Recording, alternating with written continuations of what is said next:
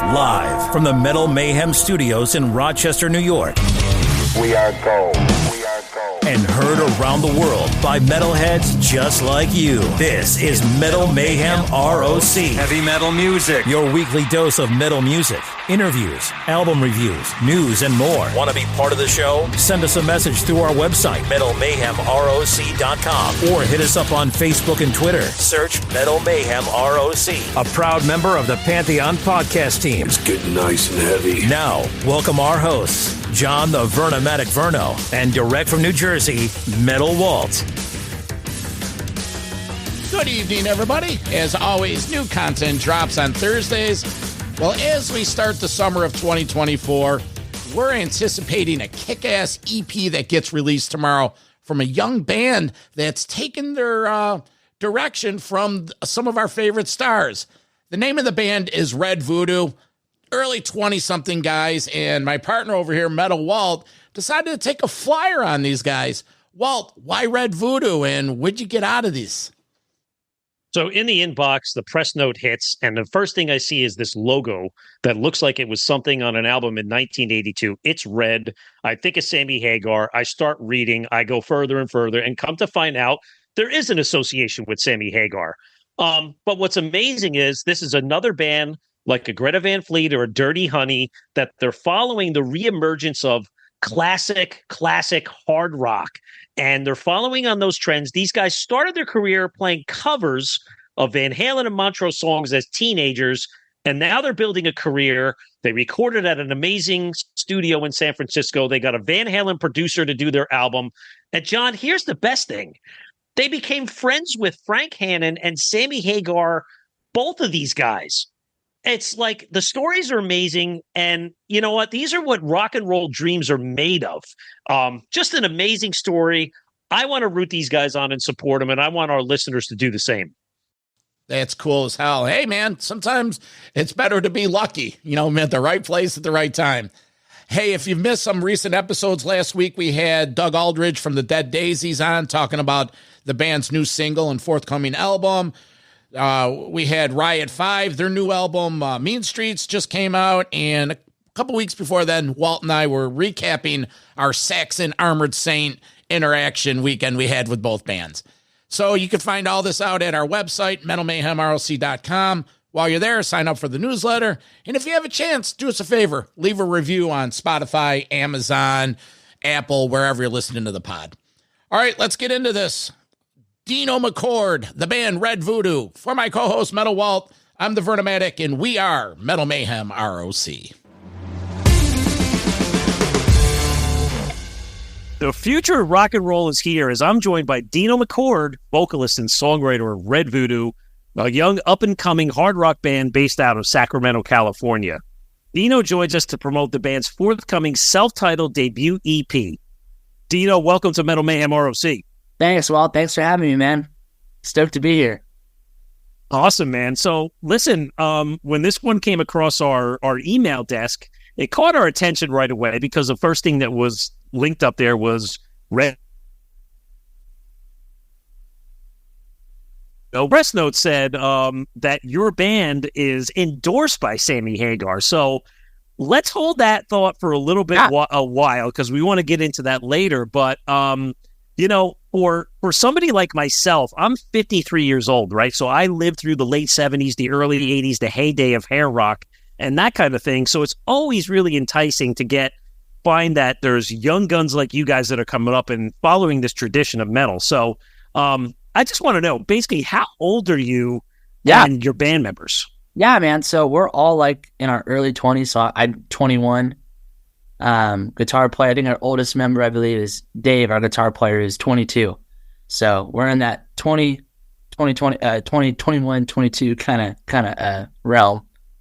Okay. So, and like, talk about your parents. I could be your dad for that matter. Right. But honestly, what were your parents listening to? Yeah. Well, funny enough, so my dad was a bass player, playing in the Sacramento local scene, back in the day. And he was into the whole, Queensryche and Vicious Rumors and all of those type, Iron Maiden, all those more kind of heavy theatrical bands. So he was into that. And, growing up, I would see a photo of him on my wall, and I was like, oh man, that's super cool, and just some other dudes by him, in the band and stuff. But he really has helped me get into, I would say, rock and roll music. So I've had a really cool upbringing with getting into a lot of really, really cool bands.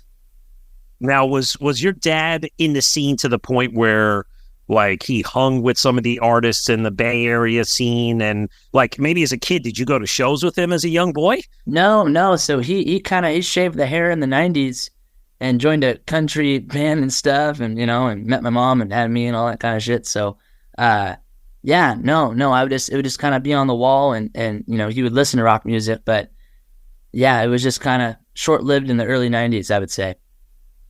But the getting to the point though, it's like, so you had a little bit of that around the household growing up, and I love the reference to Queensryche and Vicious Rumors, but like, fast forward, like, there had to be something about that style of music that drew you in. And, totally.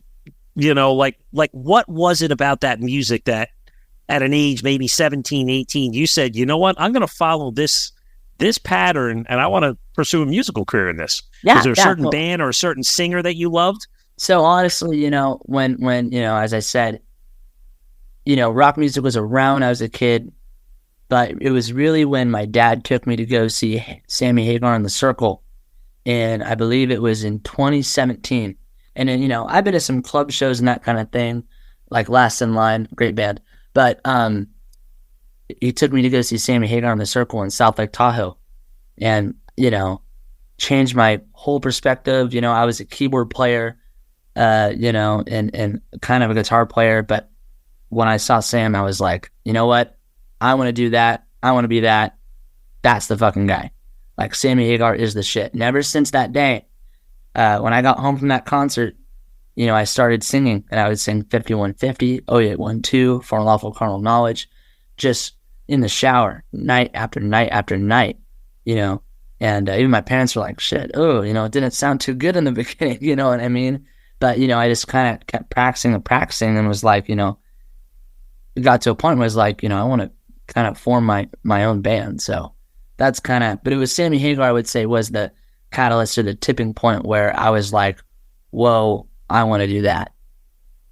And now, were you probably somewhat familiar with his catalog and the Van Halen catalog, but were you a big fan of Van Halen or Sammy, or it was really that concert that kind of sprung you over the edge? Yeah. I mean, really, and even to this day, when people ask me like, hey, what was it about that concert that just made you have a little switch?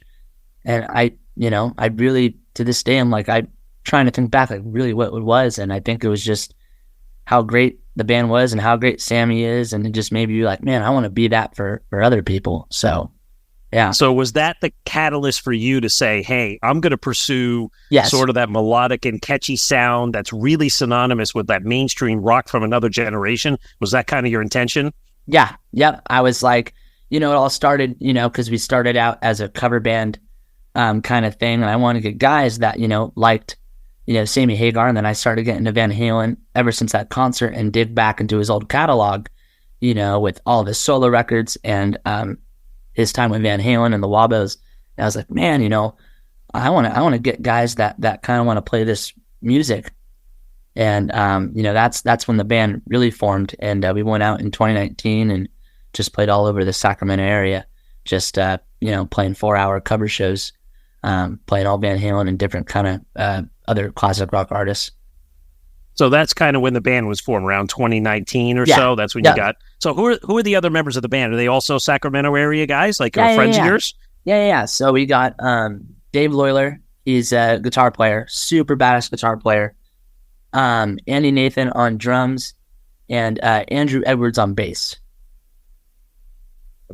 Okay.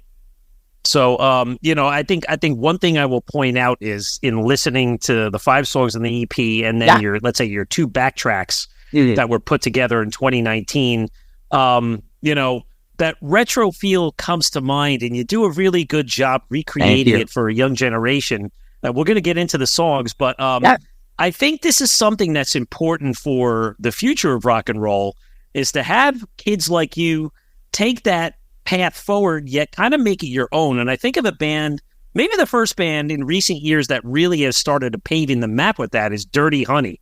Right? Oh, yeah. And you guys remind me so much of Dirty Honey because they carry that image. They got the cool look from the 70s and the bell bottoms, and I think you guys are doing the same. No, yeah. I mean, right on the nose, man. I remember, even before Dirty Honey, I think really who started this like classic rock renaissance was Greta Van Fleet. Love him or hate him, they really paved the way for younger bands like myself. You get, people my age going like, oh man, who's Greta Van Fleet? They can't go, oh, it sounds like Led Zeppelin. They don't probably know who Led Zeppelin is, So it is really cool that they're bringing that vibe and bringing that legacy and sound to a new generation. And Dirty Honey too. Love Dirty Honey, man. I remember when their record came out, I think in 2019, I believe, their EP. We're following in their footsteps as well, and love Dirty Honey. They're amazing. Yeah, they're that's what I love about your band and Dirty Honey.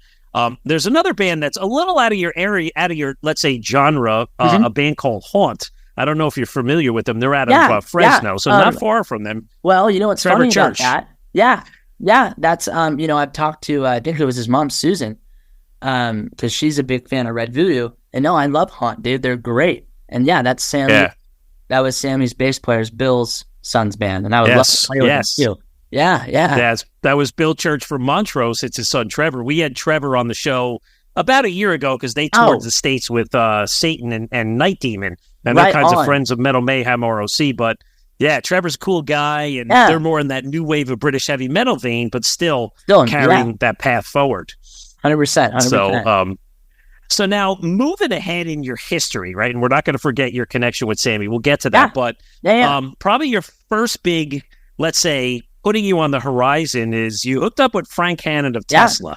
I love Tesla. I love Tesla. Tesla. To date my age, Dino, I saw Tesla on the Mechanical Resonance tour. I saw him open up for Def Leppard in 1988. I know, yeah. Seen him a bunch of times through the years. One of my favorite bands probably of all time. And when I was your age, they were like in my like top 5 list of bands. But how did you hook up with Frankie? Yeah, man. So it's a funny story. So, kind of been playing shows, and in 2019, before the world shut down, I messaged him during class in high school. I messaged him over like Facebook Messenger, out of all places.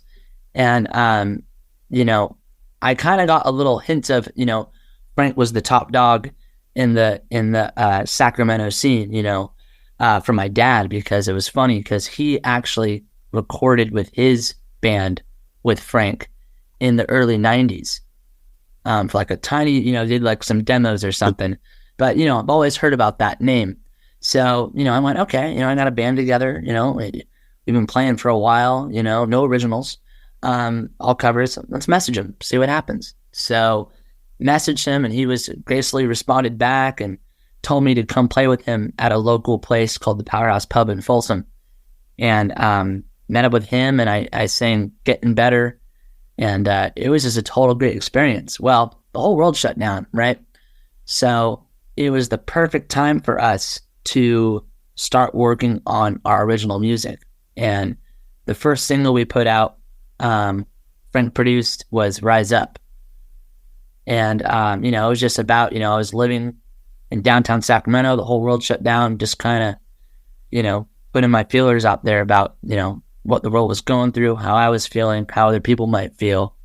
And, no, that was really fun. Did a video for that and stuff. And it was really cool because with those 2 singles, we worked on Frank's ranch. And that's how we paid for our studio time and for Frank's help. So that was a really cool way, because we all broke, teenagers, teens. It was very cool and very humbling, and great way for a really cool trade to happen. So yeah. So you guys were in high school at that time, and if hold on, I want to make sure I got this. Yeah. You sent a blind Facebook message to Frank, and he responded to you just like that. Didn't know who you were, may have not remembered your dad, and he answered. How fucking cool is that? It was crazy. I was in class too when it happened, and I was like, "Oh shit!" He responded, and wants me to jam with him at this club. So I mean, it was crazy, and I was like, super nervous, and I had to learn Getting Better. in 2 days, and I never heard the song. I didn't know who Tesla was, I mean, I'd heard of them, but, never really digged into their catalog. But no, man, that was such a fun time, fun summer. Just hearing all the stories that Frank, would say to us about Tesla, like the Def Leppard tour and stuff. And he really taught us how to write songs. That is the one thing I take away from all of it, is Frank taught us how to write hooky, catchy, great songs, And yeah, the song "Rise Up." I mean, I'm not saying it sounds like Tesla, but I could see Frank's influence in it. 100%. Yeah, he was even a songwriter. Yeah. Oh, yeah, and even in the video's amazing. It reminds me of, you guys are in the back of an old red 1934 pickup truck, probably driving through Frank's ranch. Now that you're saying it, yeah, we filmed it like a couple blocks away from his property. Yeah, no, that was it was our first music video, and that was so much fun. And it's a very Tesla track, which is really, really cool.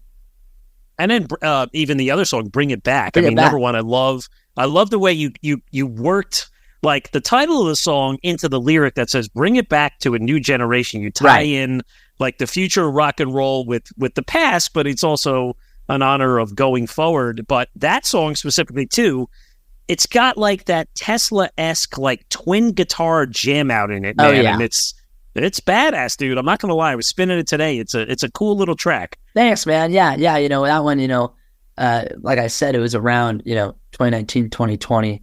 When we really kind of I wrote the lyrics to that song, and then we brought that song to Frank, and Frank produced that with us. And it's a really on the nose track about what's kind of going on for the future of rock. So that was a really great and fun track. Big drum intro, and Damon's doing the cool Eddie Van Halen tapping on that solo. So no, it was really cool. Pays homage to a lot of cool people in the rock scene. Let me a question. I want to go back to your original text to Frank.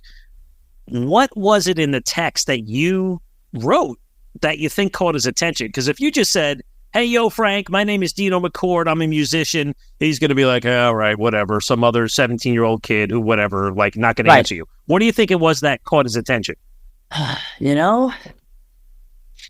think I did send him some videos of us playing live, and we've been playing, I think we did 40 shows in 2019. So we really kind of had our shit together, more because, we had my dad that was kind of in bands, so we kind of knew how it worked and that kind of thing. And, there must have been something that he liked about us, I'm not entirely sure because I don't really remember the message. It kind of sounded like that, what you just said, the way. But, I think, probably him seeing us live could have been a cool thing. And, maybe, have Frank on the show, ask him, Yeah, man. But no, I mean, it was, super fortunate and super happy that he responded. It was really, really cool. Yeah, that's a really great, like almost like a dream come true story.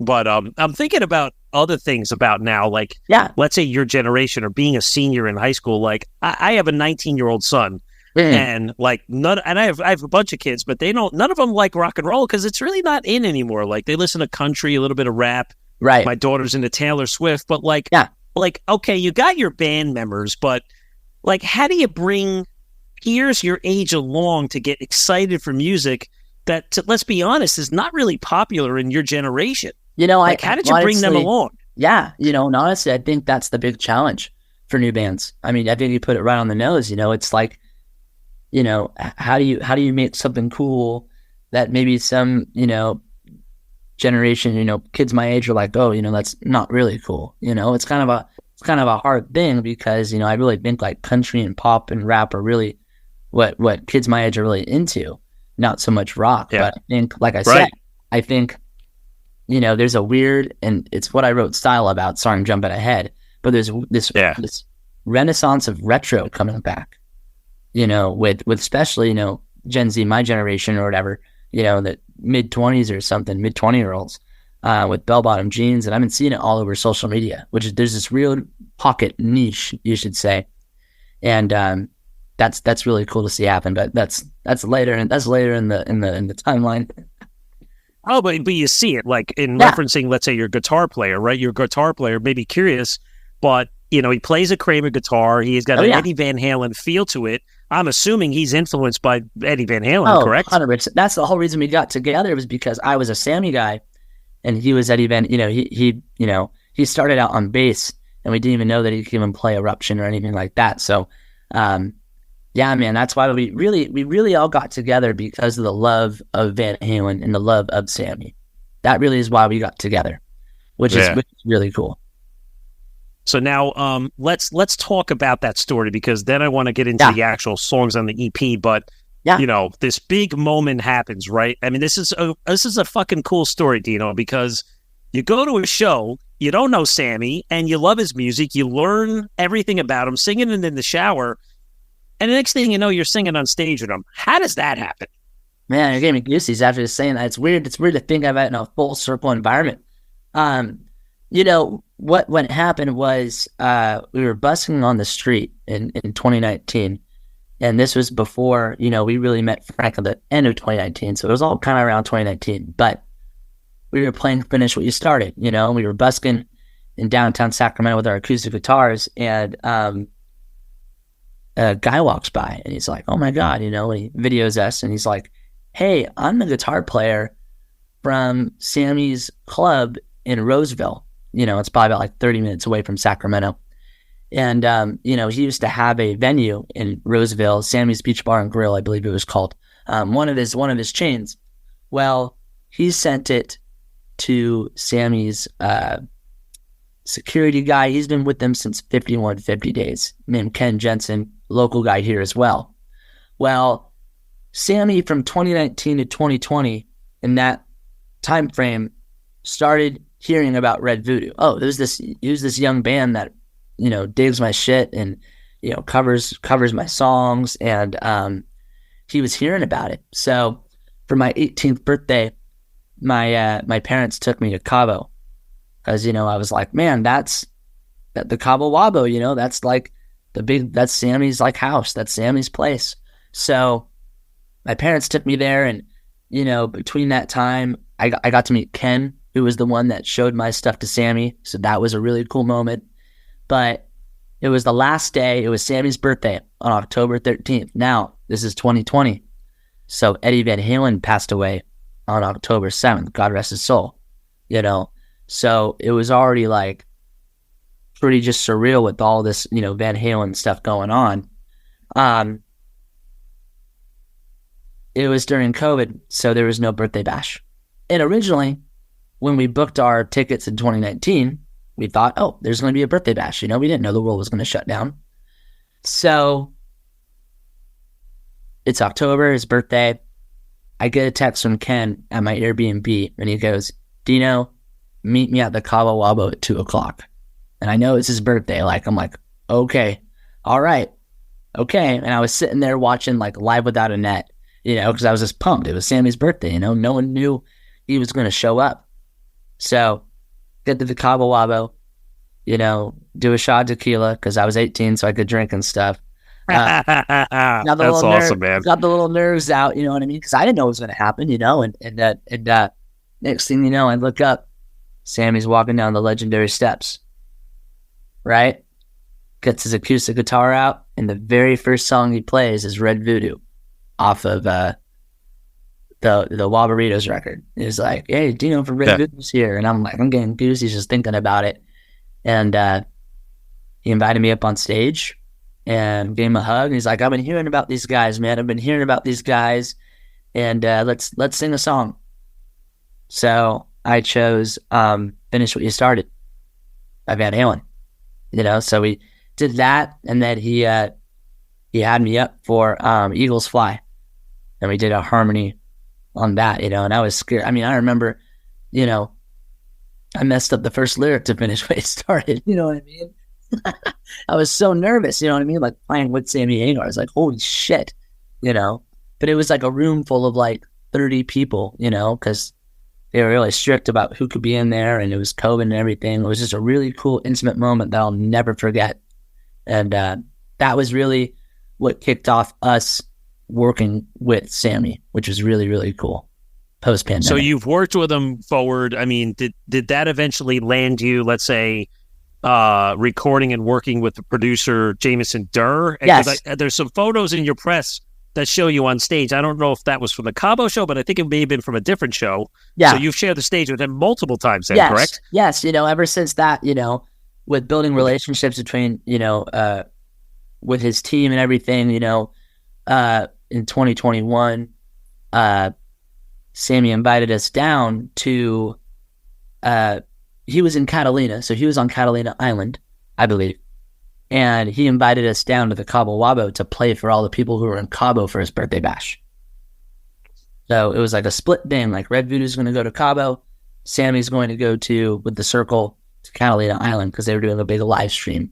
So, that's where we got to meet Guy Fieri. And got to, Sammy told him to come see us.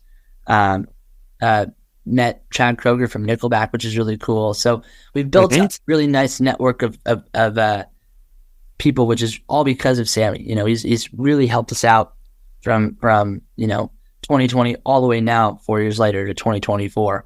And that EP, we went in there and was produced by Jaimeson Durr, who did the Space Between record and also did some work on the Chicken Foot record as well, all the Chicken Foot records. So we're super proud of that EP and very excited for it. Yeah. Let's get into the songs on that. But before we get into that, I'm just thinking here, Sam's going out on tour this summer, man. I know he's bringing Loverboy out, but wouldn't it be nice if you guys got the third slot? Was there any consideration for you to get a half hour on the open? I mean, we'll see. You never know. There was some talks and we'll see. Anything can happen. You know what I mean? So, but at this point, no, nothing at this point. I think it's just Sammy Loverboy show, but who knows? I mean, he's coming near Sacramento, so might have a guest appearance or two. I don't know, man. Need to phone up Sam tonight after you hang up with me. I know. You know what? Man, I was just on the phone with Metal Walt. Yeah. Metal Walt said it best, man. We need to be on this tour. Give us 20 minutes, Sam. Come on, bro. Hey, we'll do it for 5. We don't care. We'll have fun anywhere, man. Yeah. That's good stories, man. So on to the EP. Yeah. So you got 5 songs. Yeah. All 5 songs, in my opinion, are different, but you got a song like All Night Long that kicks off the album. It's got a 70s guitar riff, and it's like a show type opener, like song that drives with a great pace. So touch a little bit about on that one. Yeah, All Night Long was just basically, from a lyric perspective, listening to lyrics of kind of what we're doing, making connections, paying our dues, that kind of thing, and just doing what we love, all night long, really. And I mean, exactly that's what it is. We really wrote it as a kind of opener for the record, and just a hard hitting guitar riff. It was either between All Night Long or KSA, one of those two. And we were like, let's do All Night Long, right? That big old 70s guitar riff. So yeah, right on the nose with that one, man. Well, KSA, since you're there, I mean, it's track 4 on the EP, but I love, that's a little almost I thought of Sammy Hagar's VOA, where it's like a little acronym there. Yeah. But, got the big scream in the beginning, lots of big riffs, good guitar effects and shredding big. And I love the whole, the chorus, kick some ass. And then the KSA chant. That's right out of VOA, man. Yeah. I mean, really, we kind of, when me and Dave, we wrote that one, that was really based off of, VOA. The song 5150 we took inspiration from in that little chorus. Also in the 0812 track AFU, Naturally Wired. Yes. Also there. So yeah, you're right. We were kind of paying homage to all the songs that had, VOA, ASA, AFU, 0812, that kind of vibe we wanted to throw out there. So yeah. Yeah. That's and I mean, the one thing I wanted to comment earlier on is your vocal style, right? And just my impression when I first heard the song Style, which again is your new single, it's your video. In my opinion, it's like your perfect FM friendly track. Thanks, man. And the video's cool because you're at Amoeba Records, you're at vintage clothing stores, you're on the beach, and then the cool Red Voodoo magazine segment in it. It's a cool little video, but thanks, man. I hear so much Paul Rogers in your vocal. Oh, and man, I don't know if you heard that. Oh yeah. Probably Sammy and Paul, those two guys, are my bread and butter right there. Love Paul Rogers, dude. amazing vocalist with Free and Bad Company. And yeah, I appreciate that, man. That's a really nice compliment. Thank you. Yeah, it's right there. And I'm a big Paul Rodgers fan. I love Bad Company. I love Free. I loved his time with Queen. Oh yeah. So to hear somebody like you come in and you got that little bit of raspy, smoky sound to it, the bluesy sound, I was like, man, this kid's got it, man. But appreciate that, bro. So they got 2 other songs on there. You got Hourglass, right? So Hourglass it's a bluesier song. I say it's like your big bluesy sexy track. Right. The 1-word chorus, the vocal showcase, and then you have Mystery Girl, which is like, that's your signature 80s main riff. It's a giant melodic chorus, and it's got that perfect arena rock guitar solo. It's the song that covers it all. Checks all the boxes. Yeah, exactly. That's the thing with the EP, we wanted to do was, we didn't want to have a record or our first debut record where every song just kind of sounded the same. You know what I mean? We wanted something that had a little variety. So it's like, there's something for everybody out of those 5 tracks. And when we have our full record, you could expect, which way are they going to go, which direction out of those 5 tracks. But no, we're really proud of it. And we had a great time recording it, where we recorded the music video in the studio is also where we, recorded the record as well. So that was kind of a little cool Easter egg as well. But that was at Hyde Street Studios in San Francisco. So we had a great time. Grateful Dead recorded there. Some Sammy record was recorded there. Some Chicken Foot. So yeah, we had a great time recording that record. Yeah, there's like the ghosts of the past are there, man. You feel like the vibes of like these other artists.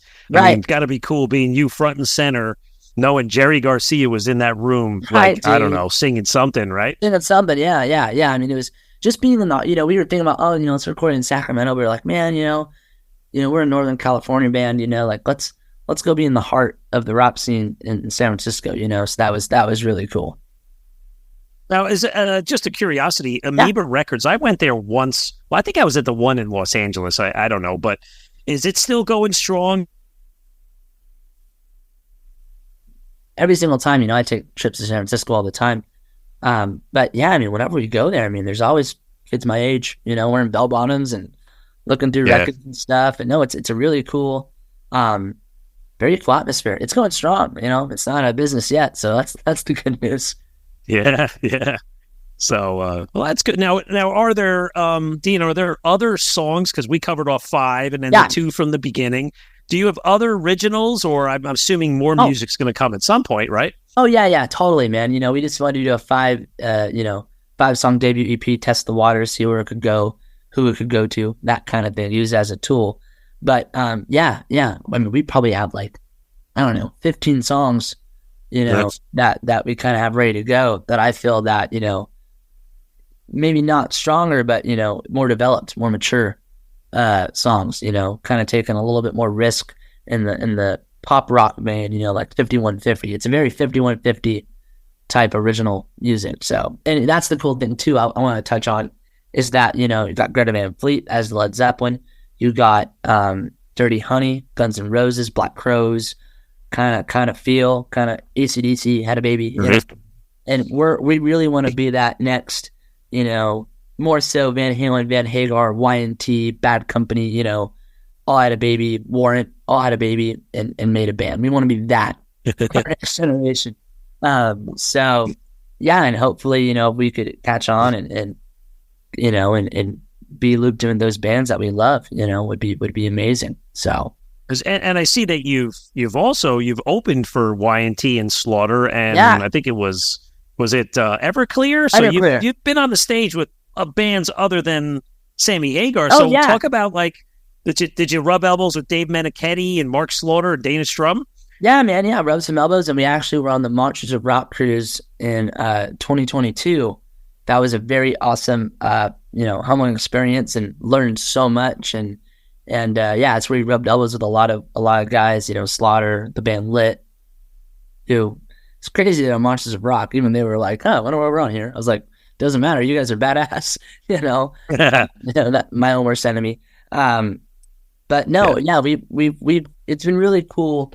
Especially when I go on those shows with people like you who really are like, "Hey, man, you guys are really great," because we didn't live through the 80s or the 70s, and for you guys who are actually there to say, "Hey, you guys are badass. It's such a great thing to hear. We're going, okay, we must be doing something right. You know what I mean?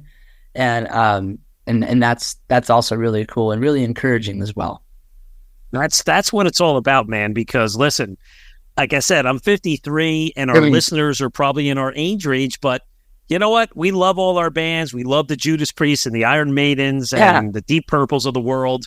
But, you know, there's going to be a point in the not too distant future where they're going to retire and they're going to go out.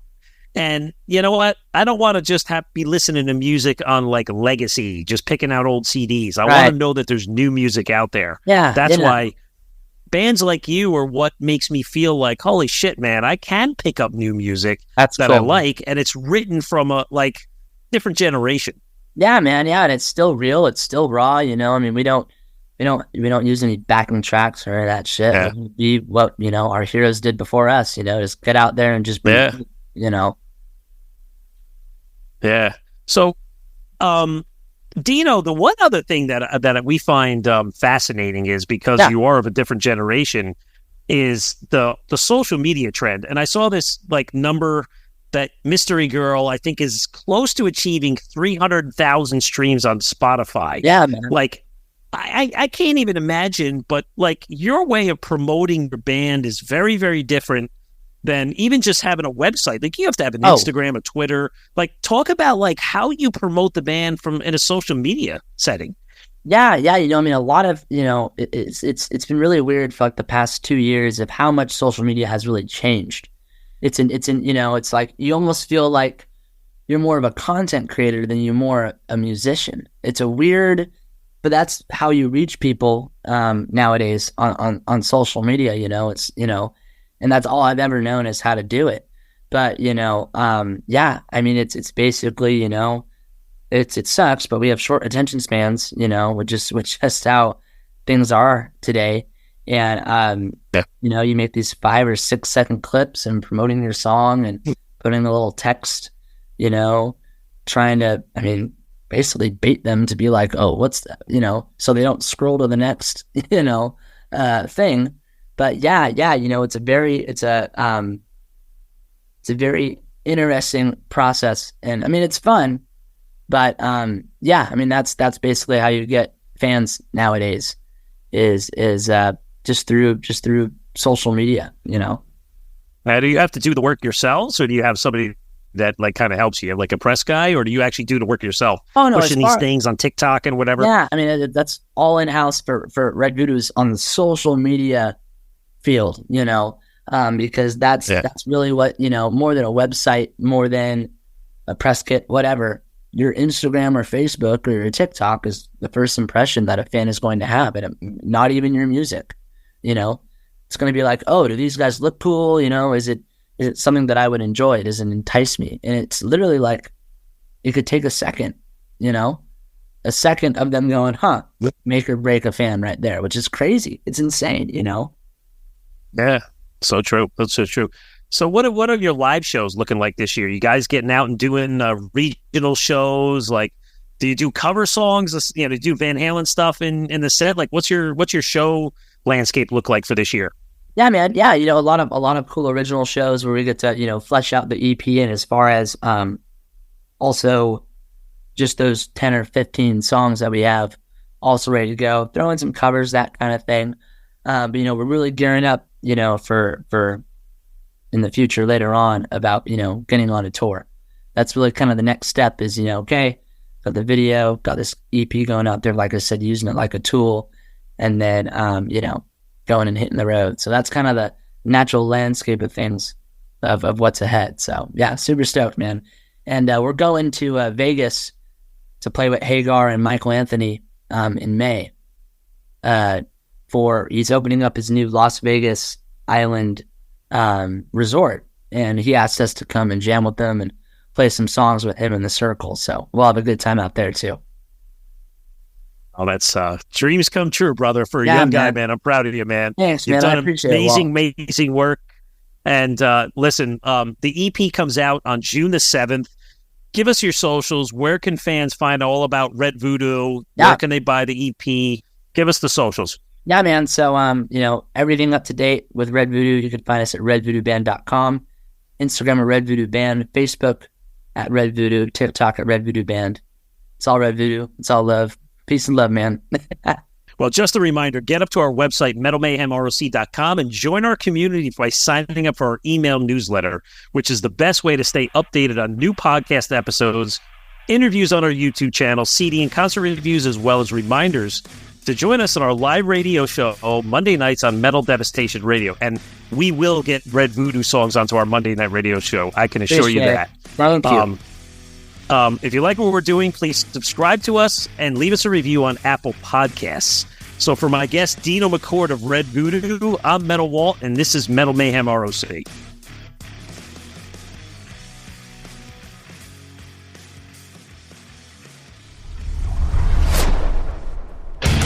Metal for life. Thank you for listening to Metal Mayhem ROC. Check out our website at metalmayhemroc.com for information on podcasts, archives, links to all our live radio shows, and all sorts of info.